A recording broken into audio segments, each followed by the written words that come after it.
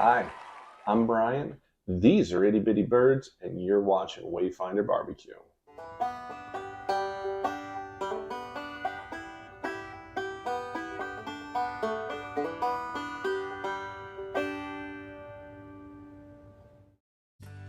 Hey, welcome back to our 101 series. Today we're covering everything involving an offset smoker, sometimes known as a stick burner. We're going to cover starting a fire, maintaining a fire, how to heat your smoker, overcoming quite a few obstacles, a few different ways to read the smoke, and we're going to cook some quail. So you stay tuned, and maybe, just maybe, we'll have something good to eat later. So let's talk about a stick burner. A stick burner or an offset smoker is literally a separate firebox from its own cooking chamber. You can find them in horizontal, or in this case vertical, positions for your smoking desire. I picked this one up because I thought it was kind of unique and a little different, and I wanted to explore with how this would work. But I've used both, and honestly there's really not much difference. There's hot spots, and everything else that comes with a horizontal offset smoker is with this vertical one. But now, if you're not familiar with these, let's talk about the components. First, we'll cover the firebox. Right here, we have the chamber. This is where our charcoal is going to go. This is where the fire is going to cook. And what happens is that heat then indirectly comes out of this box and into that little hole. Outside of that, down here, we have our vent or our side chamber. Some smokers will allow you, and this one would allow you to feed the coals in here without actually reducing the heat by removing that top cover. For this setup and how I cook, I've found that it works best just to work out of the top and use this just as a vent. To go over the vents, this has a vent here which allows you to slide those panels open and close to adjust the heat. We'll go over the purpose of those and how to work with them a little later. Beyond that, we're going to move on here to the actual cook chamber itself. And what we have is a vertical cook chamber, and down here we have a water pot full of warm water because, well, that saves us a lot of time. We don't need to heat the water. We need the water to be warm already. This will diffuse the heat along with this diffusing plate, and it'll also create steam, which will then help moisturize your food. You may notice that my thermometer is about the same level as my cook area. I've gone through the process of figuring out on this where the best place to cook and the most consistent temperature is, and for me it's right there next to the thermometer. It may not be for every smoker, but for this one it is. Beyond that, we also have a thermometer. You'll see here that I happen to have marked between 200 and 300 degrees. The reason I've done that is so I'm not standing right here all day long while I'm cooking. This particular smoker happens to have a variable temperature as it cooks. We'll go over that a little bit later. But that's the thermometer. And then up here we have our chimney. Got a little door. This baffle here will work with the vent down there to help us regulate temperature. Other than that, we have a nice little tray down there for storing things if you so need, and a tray over there. But now it's time to set this thing up, get this fire started. Let's get cooking. Time to get this fire started. What we're going to do is go ahead and use our charcoal chimney here.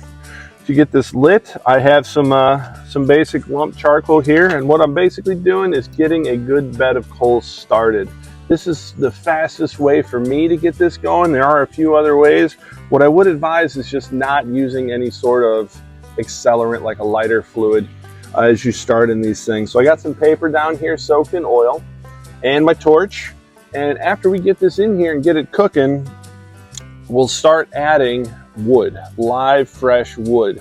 It's going to create a good smoke for us. The particular wood I'm using today is sassafras. If you're not familiar with cooking with sassafras, it has a very unique smell, almost a mesquite smell as the smoke is in the air. But the cook, it adds a very sweet smoke, almost a caramel, very just straight, sugary, sweet. Not too sweet, but that's the flavor profile. It doesn't have a fruit sense with the typical fruit woods. It's just a very sweet flavor. I think it's going to work well with the rub on this quail. So Let's go ahead and get this thing started, huh? The fire now is ready to go. And the way I know that is the majority of the brown smoke is gone. We have these little embers coming through, and you can see a great heat signature. The camera probably isn't showing it, but what I'm seeing is actually some flame kissing out of there. So what has happened is the papers begin to ignite the bottom of the coal, and then as heat and combustion rises, it's heated the rest of the coals. So now that we have a good fire going in here, I'm going to go ahead and pick this up, put it in there. I got a little extra charcoal started because after this process, we're closing the lid and it's going to be all about heating up this firebox. So let's get this party started.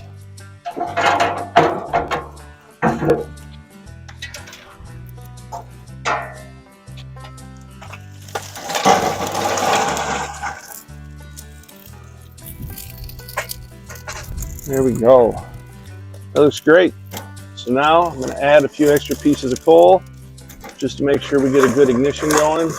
This will probably create a little bit of a heat flash, which isn't necessarily a problem at the beginning of this, because in addition to heating this cook chamber, we also have to heat all of the metals of the smoker, which will be the way that we beat the external temperatures. When the metal's hot, then the cold temperature has to diffuse the actual metal of itself in order to cool off that cook chamber. So now that we got this going, we're going to head inside and get these quails ready. Now that we got those birds all seasoned, it's time to come out and take a look at the coals. And the coals are ready. What we're seeing here is the majority of it's burned off. We got a lot of nice hot embers, and we're actually going to start adding some wood into this. Not that there wasn't wood before, just talking about some fresh wood. You will notice here that I do have some tongs. Use these to go ahead and move the fire around as I need. When I'm dumping coals in, it gets pretty hot in there, so you don't want to spend a lot of time in there. Give yourself a little tool to be ready for. So I'm going to throw in a couple pieces. Grab these tongs again because one of them moved on me. And I already see that smoke coming. There we go. We're going to close that up and put these quail in. Figure now that those things are in there and cooking, it's a good time to talk about temperatures. As I mentioned earlier, I have those two white marks, which indicate between 200 and 300 degrees. I can, for my setup, see that black needle from the door so I can check the smoker as it's cooking. You'll see even while we're talking here that it's going up from 225 to 250. That is because that fresh sassafras in there is heating up, creating a little bit of a temperature fluctuation. I'm fine personally with a smoker raising and lowering in temperatures. I personally haven't been able to keep it at 100% consistent temperature. I don't think I ever will, because I believe in the laws of averaging. So between 250, 275, 225, 200, 300, those various temperatures, as long as I'm averaging about a 225 to 250 cook temperature, I think I'm doing okay. So what we're going to do at this point is go ahead and maintain this fire a little bit. We're going to move over to the smoke box, talk about a few different ways to maintain this fire, what to look for, and how to adjust temperature. Let's talk about smoke a little bit. The smoke that we got coming out of here is just a little bit brown, and that is not the ideal smoke because it comes with creosote. Creosote will be what sticks to the meat and makes it bitter. The smoke that we're looking for is a blue smoke. That smoke is relatively free of creosote, has a little bit different of a pH, and will impregnate itself into the meat a little better. Also, while we're here, we're going to sit and discuss the needs to properly ventilate this fire. As we talked about earlier, we have a chimney up top with a baffle. We have these vents and even a few doors. Temperatures will usually fluctuate as you're building fires. In ideal conditions like today, where there's just a slight breeze from the north, it's ideal for smoking because it allows the fire to have the right kind of breath. And the breath into the smoker is going to be what controls your flame. If the box is getting too hot, you can open the doors. If it's too windy, you can close the vents. It's just about finding what works well for that day. No two cooks will ever be the same, and that's okay. Because the longer you cook and the more you smoke, the more you'll understand what it is you're doing with all of those variables. I think it's time now to talk about some of the solutions to some of these variables we were talking about. If you're getting a hot flash because the wood's igniting too fast, what you can do is open up the various doors to allow just the heat to escape another way than through your meat. If you have too much wind and it's causing your fire to burn too fast, you can close some of those vents and baffles. If you aren't getting enough wind, you may think about that by opening up one of those doors like we have here to allow just a little more oxygen in. If your wood begins to burn out, don't stress and throw a bunch of firewood on there. That'll create a flash, which could negatively affect the cook of your meat. Most importantly, what you want to do is try and prepare for everything the best as possible. You noticed earlier I was working with some tongs to keep those around so I can manipulate the fire. You also happen to notice I had a whole bunch of wood and charcoal sitting around in case I had a burnout.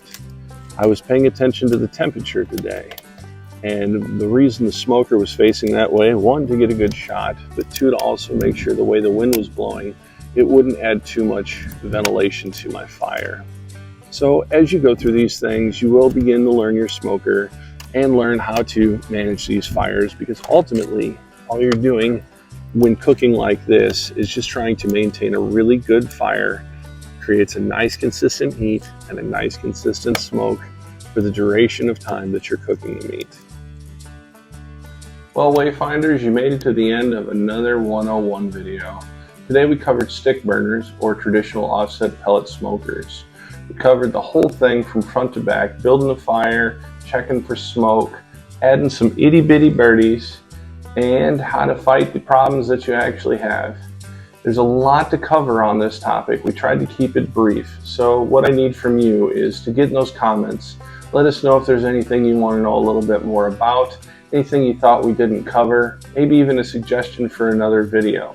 I want you to be on the lookout for a future Wayfinder barbecue giveaway. Stay tuned. Thanks for watching.